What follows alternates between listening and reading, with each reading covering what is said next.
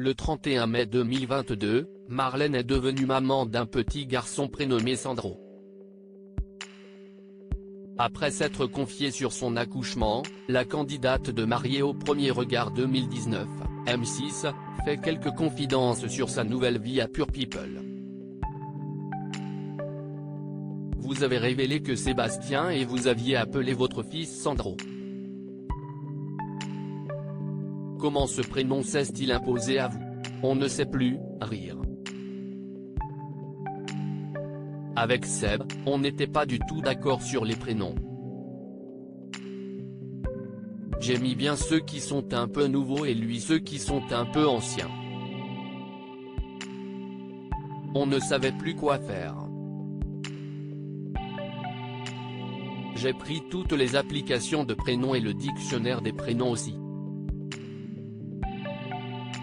J'ai ensuite noté sur une application les prénoms qui nous plaisaient à tous les deux. On aimait bien Gabriel, mais on trouvait que c'était trop courant, Liam et Sandro. Mais je ne me rappelle plus où est-ce qu'on a vu ce prénom. Sandro on aimait bien parce que ça faisait méditerranéen et on a des origines méditerranéennes tous les deux. On a regardé l'origine du prénom et j'ai bien aimé sa signification aussi. En plus Sandro Serrano, ça faisait beau, donc on est parti sur ce prénom-là. Nous nous sommes décidés 2 ou 3 mois avant la fin de la grossesse. Comptez-vous dévoiler un jour le visage de votre fils? Pour l'instant, on ne veut pas le montrer. On trouve qu'il est encore trop petit. Mais on n'est pas fermé sur le sujet. Je pense qu'on verra en temps et en heure, selon nos envies. Comment s'est passée votre première semaine avec votre bébé?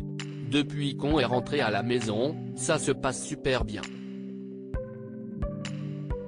En plus Seb a pu prendre son congé paternité. Il a 28 jours donc si est cool. Il bosse un peu, mais à distance, donc ça permet de partager des moments à 3, si est chouette. Si est vraiment un père attentionné. On a trouvé nos marques assez facilement, ça s'est fait naturellement. Comme je suis assistante maternelle depuis 8 ans, je n'avais pas trop d'appréhension. J'ai l'habitude, même si est toujours différent avec son propre enfant. Et Seb a déjà une fille qui aura bientôt 11 ans, donc il connaissait la paternité. En plus, on a la chance d'avoir un bébé qui ne pleure quasiment pas.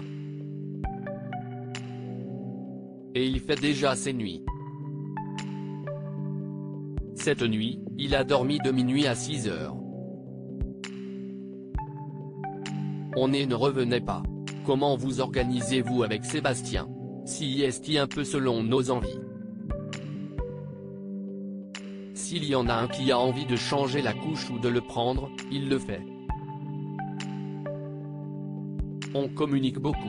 Je laisse beaucoup Seb faire aussi parce que je pense que si est important de laisser de la place au papa. On s'est plus organisé pour la nuit.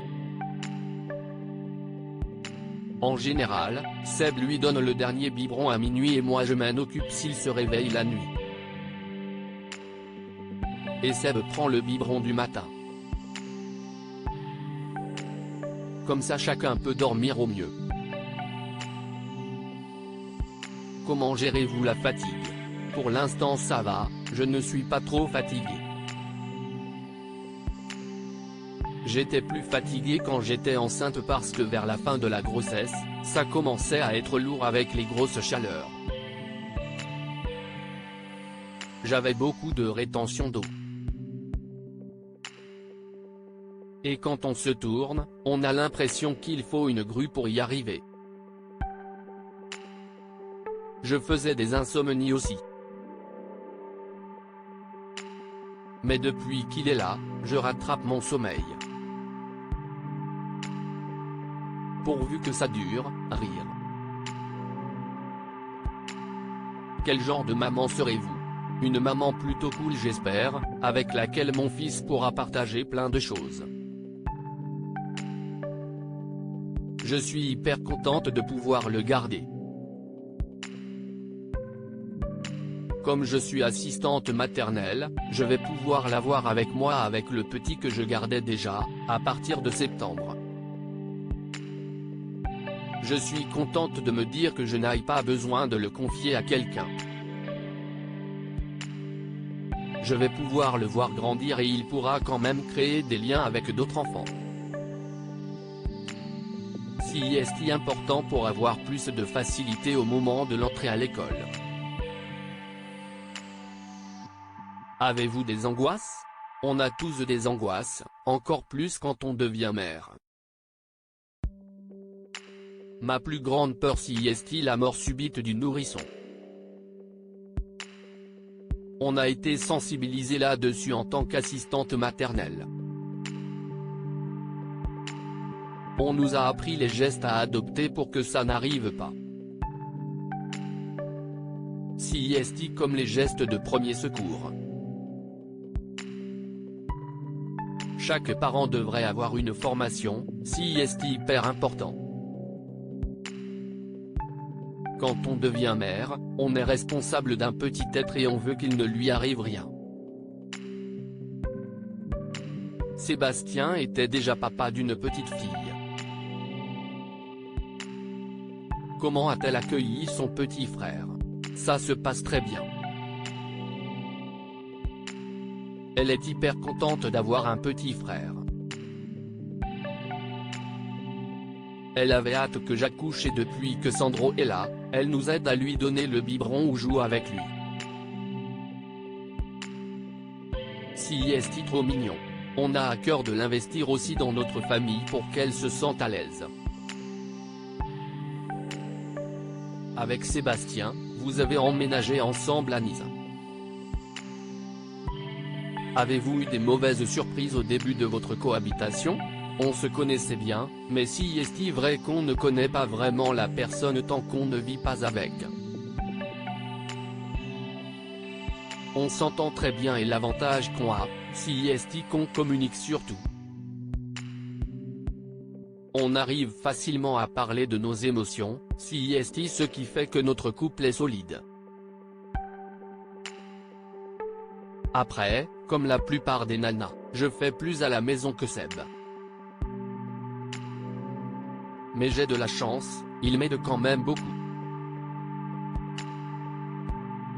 Et il a un travail hyper prenant entre la radio et le reste. Un bébé peut fragiliser un couple. En avez-vous parlé? Pas forcément. On sait que ça peut fragiliser un couple, donc mieux vaut qu'il soit solide avant de se lancer. Et si est notre cas, donc on n'a pas peur. On a entièrement confiance l'un en l'autre. Je sais que si est un super père, parce que je l'ai vu faire avec sa fille. Et je le vois faire avec Sandro, il est trop mignon. Et si un jour quelque chose ne va pas, on pourra en parler. Vous vous êtes pacsé en 2020. Songez-vous au mariage? Ah, moi j'aimerais bien. Me marier avec un mec que je connais, ça changerait, rire. Si est dans nos projets, mais notre projet pour le moment serait plutôt d'acheter. Mais sur la région, si est plutôt compliqué de trouver quelque chose dans notre budget. Pourquoi pas se marier ensuite? Contenu exclusif ne pouvant être repris sans la mention de Pure People. Comme